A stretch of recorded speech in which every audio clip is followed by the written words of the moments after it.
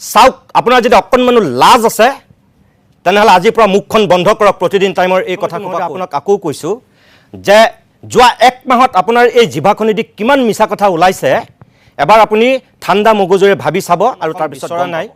এখন অসম বিচাৰিছে আৰু জুবিনক ন্যায় দিব এয়া মুখ্যমন্ত্ৰীৰ আজিৰ দিনৰ বক্তব্য যেতিয়া আৰক্ষীৰ ফালৰ পৰা বিশেষকৈ SITৰ ফালৰ পৰা যেতিয়া মুন্না প্ৰসাদ গুপ্তাই কৈছে যে এখন ভুৱা পোষ্টমৰ্টেম ৰিপৰ্ট বিয়পিছে সেই নিউজটো আমি কৰিছোঁ প্ৰিয় দৰ্শকসকল এইখিনি মুহূৰ্তত এটা কথা কওঁ আপোনালোকক যে কিছু সময়ৰ পূৰ্বে অঞ্জু ভট্টাচাৰ্য বাইদেৱে যিকেইটা কথা কৈছে বা এখেতসকলেও যিকেইটা কথা কৈছে মুখ্যমন্ত্ৰী হিমন্ত বিশ্ব শৰ্মাক দৃষ্টিগোচৰ কৰি আমি এটা কথা কওঁ যে ধাৰাবাহিকভাৱে 3 দিন তেখেতে প্ৰতিদিন গোষ্ঠীক সঁচাকৈ আক্ৰমণৰ লক্ষ্য কৰি লৈছে সেইটো সঁচা কথা আনকি আজিৰ দিনটোতো তেখেতে কিছু বক্তব্য ৰাখিছে মই তেখেতৰ লগত আমি মুখ চুপুতি মাৰি থাকিব বিচৰা নাই আৰু মূল ইস্যুটোৰ পৰা আমি আঁতৰিব বিচৰা নাই তেখেতক আমি এইটোৱে ক'ব বিচাৰোঁ যে আমি জুবিনৰ ন্যায়ৰ কাৰণে যিখিনি কৰিব লাগে আমি সেইখিনি কৰি আছোঁ তাতকৈ আমাৰ বেলেগ উদ্দেশ্য লক্ষ্য একো নাই আপুনি যিমানেই যি নকওক আমি আমাৰ নিজৰ স্থিতিত অটল থাকিম কিন্তু যিহেতু ধাৰাবাহিকভাৱে আপুনি গোকাত মিছা কথা কৈ আছে কালিৰ দিনটোতো কৈছে আজিৰ দিনটোতো কৈছে মই দৰ্শকসকলক এই মুহূৰ্তত তেখেতৰ বক্তব্যটো যিসকলে দেখা নাছিল অকণমান দেখুৱাব বিচাৰিছোঁ এই কাৰণেই যে কি পৰ্যায়ত মানুহে মিছা কথা ক'ব পাৰে বা মানুহৰ অভিসন্ধি কেনেকুৱা ধৰণৰ হ'ব পাৰে তাৰ উমান দিবৰ কাৰণে মই অকণমান বক্তব্যটো দেখুৱাই লৈছোঁ তাৰপিছত মই আপোনালোকক আমাৰ যিখিনি ক'বলগীয়া দেখুৱাবলগীয়া সেইখিনি দেখুৱাম আমি যোৱা 1 মাহত ৰাজ্যখনত যিটো দেখিছোঁ পোষ্টমৰ্টেম ৰিপৰ্ট ভুৱা হৈ যায় মাটিত কয়েদি সোমাই আছে মানুহে কয় এয়াৰ কণ্ডিশ্যনত ৰাখিছোঁ এটা TV চেনেলে কয় 10 বছৰ আগত আমি গম পাইছিলোঁ নেকি অমুক বেয়া মানুহ আমি তেতিয়াহে পঞ্চপাণ্ডৱ কৰিছিলোঁ আৰে মই 10 বছৰ আগত মই গম পাইছিলোঁ নেকি গতিকে ইজনৰ ফটো সিজনৰ ফটো ত'ত লগাই তেওঁলোকে কেম্পেইন কৰিলে তেওঁলোকৰ ফটোটো ওলোৱাৰ লগে লগে তেওঁলোকে কৈ দিলে যে আমি 10 বছৰ আগত কেনেকৈ গম পাম যদি আপোনালোকে গম নাপায় আমি কেনেকৈ গম পাম তাৰ মানে অসমখন যোৱা 1 মাহত আমি কমপ্লিট নেতিবাচক এটা মাইণ্ডছেট লৈছোঁ কোনোবাই মাত্ৰ ক'বহে লাগে যে জেলত এয়াৰ কণ্ডিশ্যন এইটো জেলত এয়াৰ কণ্ডিশ্যন হ'ব পাৰে নেকি কিন্তু মানুহে বিশ্বাস কৰি লয় কাৰণ মানুহৰ মাইণ্ডটো সাধাৰণ মানুহৰ মাইণ্ডটো নিগেটিভ কৰি দিয়া হৈছিলে বোলে পোষ্টমৰ্টেম ৰিপৰ্ট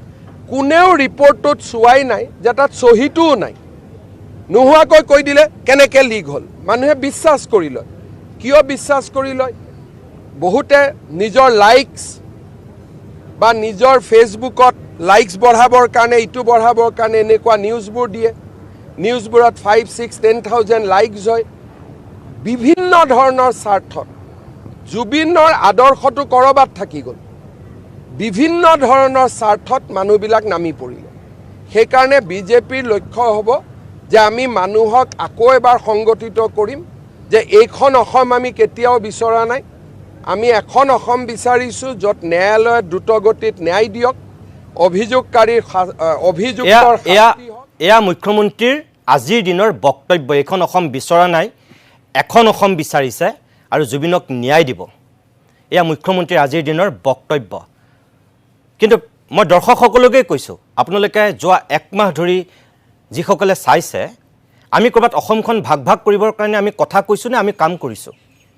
হিন্দু মুছলমানৰ যিটো বিষবাষ্প জুবিনে বিচাৰিছিলে নেকি জাত পাত উচ্চ নিচ এইবিলাক বিচাৰিছিলে নেকি কোনে এইবিলাক ৰাজনীতি কৰিছে এই কথাখিনি কোৱাটোৱে আমাৰ দুখ নেকি জুবিন গাৰ্গৰ নীতি আদৰ্শক সঠিক ৰূপত কোনে লৈ যাব বিচাৰিছে কোনে জুবিনৰ আদৰ্শক চুৰমাৰ কৰিব বিচাৰিছে আৰু তেখেতে যিখিনি কথা কৈ আছে পোষ্টমৰ্টেম ৰিপৰ্টৰ পৰা আৰম্ভ কৰি বাক্সাৰ কাণ্ডলৈকে এটা টেলিভিশ্যনৰ ভূতেই তেখেতক খেদি ফুৰিছে মই আকৌ আপোনালোকক কওঁ আপোনালোক যিসকল দৰ্শক মুখ্যমন্ত্ৰীৰ কথা বাদ দিয়ক আপোনালোকে আমাৰ তাত কোনোবাই সেই ভুৱা পোষ্টমৰ্টেম ৰিপৰ্ট আমি প্ৰকাশ কৰা আপোনালোকে দেখিছিলে নেকি আমি পাব্লিছ কৰিছিলোঁ নেকি আমাৰ চেনেলত বেলেগ চেনেলত কোনোবাই কৰিব পাৰে কিন্তু প্ৰতিদিন টাইমে নাই কৰা তেখেতে এইবোৰ মিছা কথাবোৰ কৈ আছে আমি কেতিয়া কৰিছোঁ যেতিয়া আৰক্ষীৰ ফালৰ পৰা বিশেষকৈ SITৰ ফালৰ পৰা যেতিয়া মুন্না প্ৰসাদ গুপ্তাই কৈছে যে এখন ভুৱা পোষ্টমৰ্টেম ৰিপৰ্ট বিয়পিছে, সেই নিউজটো আমি কৰিছোঁ যে ভুৱা পোষ্টমৰ্টেম ৰিপৰ্ট এখন ওলাইছে বুলি। সঁচা কথাটো কিয় নক'লে? এখন আগশাৰীৰ ইংৰাজীৰ দৈনিক কাকতত পোষ্টমৰ্টেম ৰিপৰ্টৰ তথ্যত নিউজ হৈছে। কিয় সেইখনৰ বিৰুদ্ধে কিয় ব্যৱস্থা লোৱা নাই? সেইখনৰ কথা কিয় কোৱা নাই? ক'বলৈ গণ্ডগোলটো ক'ত? আৰু তেখেতে যিখিনি কথা কৈ আছে আজিও পঞ্চপাণ্ডৱৰ দোহাই দি যিখিনি কথা কৈ আছে, মই সেইবিলাক মুখ চুপতি মাৰিবলৈ নাযাওঁ। মই পুনৰ কৈছোঁ, তাৰ ফটো লগাই কোনো একো আমি সেইবোৰ কৰিবলৈ যোৱা নাই। আপুনি কি কৈছে অসমৰ ৰাইজে চাই আছে, বুজি পাইছে, আৰু এইবিলাকত আমি কৈ নাথাকোঁ। কিন্তু তাৰ বাহিৰেও যিখিনি কথা জুবিন গাৰ্গৰ সন্দৰ্ভত বাৰে বাৰে আপুনি খুচৰি ফুৰিছে, আজি শেষবাৰৰ কাৰণে মই আমাৰ দৰ্শকসকলকহে দুটা বস্তু দেখুৱাব বিচাৰিছোঁ। মুখ্যমন্ত্ৰীয়ে কৈ আছে যে জুবিন গাৰ্গক আমি সদায় আমাৰ পেপাৰৰ হওক আমি হওক, আজি হঠাৎ আমি জুবিন প্ৰেমী হৈছোঁ। তেখেতৰ মুখেৰে কি কৈছিল চাওকচোন। এইটোতো আপোনালোকে তাত ইনপুট নাই, সাংবাদিক কেইজনে মাতি লৈ আহিলে মানুহকেইজনক। ইনপুটটো পুৰা মই আগতে কৈছোঁ, জুবিনৰ মৃত্যুৰ আগত এইসকল কেতিয়াও জুবিনৰ অনুৰাগী নাছিলে। মই এতিয়া নাম নোকোৱাকৈ ক'ম, এটা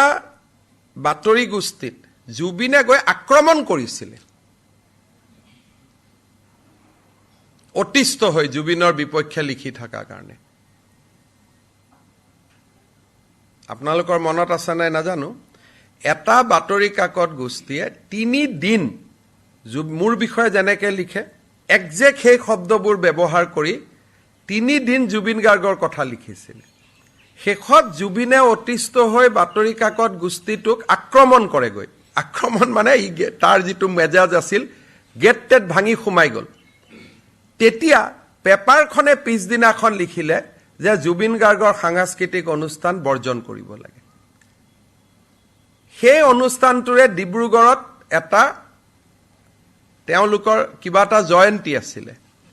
জুবিন গ'ল ডিব্ৰুগড়লৈকে, তাক গান গাব গ'লে, ষ্টেজতে ক'লে ইহঁতৰ কাৰণে মই গান নাগাওঁ। এইটো আজি 6 মাহৰ কথা। ষ্টেজতে ক'লে যে মই গান নাগাওঁ। এই মিছা কথা কোৱা লিকাই থকা জিভাখনৰ এই ভদ্ৰলোকক এতিয়া আমি ক'ব বিচাৰোঁ, আৰু অসমৰ দৰ্শককো আমি ক'ব বিচাৰোঁ যে সকলো মানুহকে এদিন দুদিনৰ কাৰণে মিছা কথা ক'ব পাৰে, মূৰ্খ সজাব পাৰে, কিন্তু সদায় নোৱাৰে। আৰু এই যে আপুনি এইমাত্ৰ যিকেইটা কথা কৈছে, আপোনাক এতিয়া মই দেখুৱাওঁ, চাওক। এই 4 বছৰত আপুনি মুখ্যমন্ত্ৰী হোৱাৰ পিছত এই প্ৰতিদিন গোষ্ঠীৰেই এচিভাৰ্ছ এৱাৰ্ডত আপুনি পাহৰিলে, আপোনাৰ সেইখিনি স্মৃতিশক্তি বিলুপ্ত হৈছেনে, নে আপুনি মানুহক গোকাত মিছা কথা কৈ আমাৰ গোষ্ঠীটোক বদনামী কৰিবৰ কাৰণে বাৰে বাৰে এইসোপা কথা কৈ আছিল? আমি নাজানো, নোকোৱাকৈ থাকক যদি আপোনাৰ ন্যূনতম লাজ আছে। চাওক, আপুনি জুবিন গাৰ্গক বঁটা দিছিল, এচিভাৰ্ছ এৱাৰ্ড আমি যেতিয়া অনুষ্ঠিত কৰিছিলোঁ, এইজন জুবিন গাৰ্গ। এতিয়া চাওক, চাওনা মেইন অৰুণাচলৰ উপ মুখ্যমন্ত্ৰী ওম বিৰলা, লোকসভাৰ অধ্যক্ষ, আৰু এজন ভদ্ৰলোক আপুনি। এই যে জুবিন গাৰ্গক বঁটাটো দিছে, আমি যে এচিভাৰ্ছ এৱাৰ্ড দিছোঁ, এয়া কোন আছিলে? এই এচিভাৰ্ছ এৱাৰ্ড বঁটাটো কোনে দিছিলে? এই মানপত্ৰখন কোনে দিছে? এই ওম বিৰলাৰ উপস্থিতিত এইটো আপোনাৰ ভূত নে আপুনি নিজে? হিমন্ত বিশ্বৰ এইটো ভূত নেকি? মই অসমৰ দৰ্শকসকলক দেখুৱাইছোঁ। তেওঁ মুখ্যমন্ত্ৰী হোৱাৰ পিছত জুবিন গাৰ্গক ইয়াৰ আগতো আমি এবাৰ বঁটা দিছোঁ। এয়া তেখেতে দিয়া বঁটা, আৰু তাৰপিছত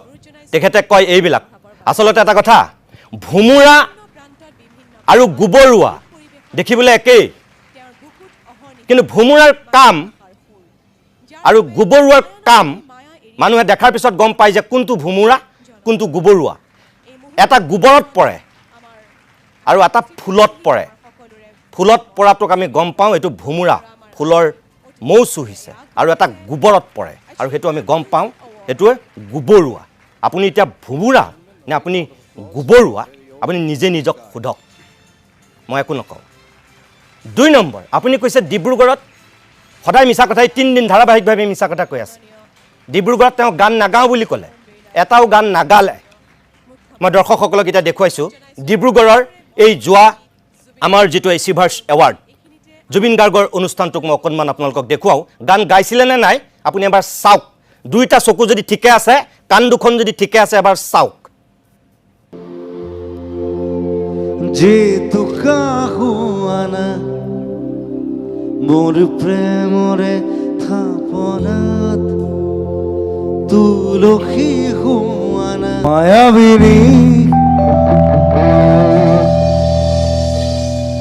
প্ৰিয় দৰ্শক এটাকৈ মই 3টা গান আপোনালোকক দেখুৱাইছোঁ ইয়াত ডিব্ৰুগড়ৰ মঞ্চত ডিব্ৰুগড়ৰ এচিভাৰ্ছ এৱাৰ্ড তাত ডিব্ৰুগড়ৰ চৌকিডিঙি খেলপথাৰৰ হাজাৰ হাজাৰ মানুহ তাৰ সাক্ষী আছিল জুবিনে তাত সঁচাকৈ এটাও গান নোগোৱাকৈ এটাও গান নাগাওঁ বুলি কৈ নামি আহিছিল নে সঁচাকৈ এনেকৈ এই গীত গাইছিল এই মুখ্যমন্ত্ৰীৰ আসনত থকা মানুহজনে কিমান মিছা কথা ক'ব পাৰে কিমান মানুহক বিপথে পৰিচালিত কৰিব পাৰে কিমান অসৎ কথা ক'ব পাৰে যোৱা 40 বছৰত ইমান গুক্কাত মিছা কথা কোৱা প্ৰত্যেক দিনেই অসত্যৰ আশ্ৰয় লোৱা এনেকুৱা মুখ্যমন্ত্ৰী অসমৰ মানুহে দেখিছে নেকি মানুহক মূৰ্খ সজাবলৈ আহে এটাও গান নোগোৱাকৈ ইয়াত জুবিনৰ ভূতে গান গাইছিলে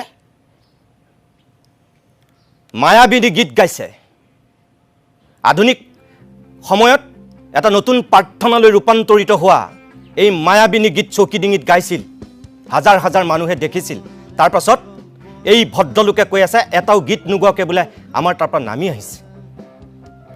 আজিৰ পৰা বহু বছৰ আগৰ কাকতত হোৱা এটা ঘটনাক তেওঁ খুচৰি ফুৰিছে কিন্তু আমি যে তেখেতক এচিভাৰ্ছ এৱাৰ্ড এবাৰ সাংস্কৃতিক বঁটা দিছোঁ এবাৰ যে এচিভাৰ্ছ এৱাৰ্ড আমি সন্মান দিছোঁ তেখেতে নিজেই যে বঁটাটো তুলি দিছিল এই ভদ্ৰলোকে পাহৰিলে এয়া আমাৰ মুখ্যমন্ত্ৰী হোৱা ব্যক্তি এয়া মুখ্যমন্ত্ৰীৰ মুখেদি ওলোৱা কথা প্ৰিয় দৰ্শক মই দুখিত যে বাৰে বাৰে আপোনালোকক এই কথাবোৰ ক'ব লগা হৈছে কোনো জনুবোধে কৈ থকা কথা নহয় মুখ্যমন্ত্ৰীয়ে কোৱাৰ কাৰণে এই প্ৰমাণ আপোনালোকক মই দেখুৱাবলগীয়া হৈছে মই দুখিত আকৌ কৈছোঁ এইখন মুখ চুপতি মাৰি থাকিব মই বিচৰা নাই মই আপোনালোকৰ ওচৰত সকলো দৰ্শকৰ ওচৰত মই কৰজোৰে ক্ষমা বিচাৰিছোঁ কিন্তু যিহেতু ভুল কথা এসোপা কৈ আছে দৈনিক আক্ৰমণৰ লক্ষ্য কৰিছে আজিৰ দিনটোতো আমাৰ সাংবাদিকে বাতৰি কৰিবলৈ যোৱা গাড়ী আমাৰ আঠ বাটতে ৰখাই দিছে পুলিচে সকলো গাড়ীক যাবলৈ দিছে সকলো সংবাদ মাধ্যমৰ গাড়ী আজি হাফলং পাবগৈ পাৰিছে কিন্তু আমাৰ গাড়ী লংকাত ৰখাই দিছে পুলিচ যোৱা কেইদিনত আমি যিখিনি কাম কৰিছোঁ গুকাত মিছা কথাবিলাক আমি উদঙাই দিছোঁ আৰু সেইটো কাৰণে আজি আমি শত্ৰু হৈছোঁ মই দৰ্শকসকলক কওঁ যে প্ৰতিদিন গোষ্ঠী জন্মলগ্নৰ পৰাই অসমৰ জনসাধাৰণৰ লগত আছিল আছে আৰু ভৱিষ্যতলৈকে থাকিব কোনো অগপ কোনো কংগ্ৰেছ কোনো বিজেপি এই সোপা ৰাজনৈতিক দলে আমাক কেতিয়াও প্ৰভাৱিত কৰিব নোৱাৰে যাৰ কোনো নীতি নাই তাৰ কোনো স্থিতিও নাই আজি কোনোবা আছু কাইলৈ কোনোবা কংগ্ৰেছ পৰহিলৈ কোনোবা বিজেপি তাৰ পিছদিনা কোনোবা AYDত কিবা কিবি হ'ব পাৰে নীতি আৰু স্থিতি বুলিবলৈ একো নাই কিন্তু প্ৰতিদিন গোষ্ঠীৰ এটা নিজস্ব নীতি আছে আৰু নীতি থকাৰ কাৰণে এটা স্থিতি আছে আৰু সেই নীতিটো হৈছে সদায় ৰাইজৰ পক্ষত অসমৰ জনতাৰ স্বাৰ্থত কোনো ব্যক্তি উদ্ধত নহয় আৰু সেই নীতি আৰু স্থিতিত প্ৰতিদিন গোষ্ঠী আছিল আছে আৰু সদায় থাকিব ৰাইজৰ লগত কোনো চৰকাৰৰ লগত নহয় কোনো নেতাৰ লগত নহয় ক'বলগীয়াখিনি আজিয়ে ক'লোঁ আৰু আমি মুখ চুপতি মাৰি নাথাকোঁ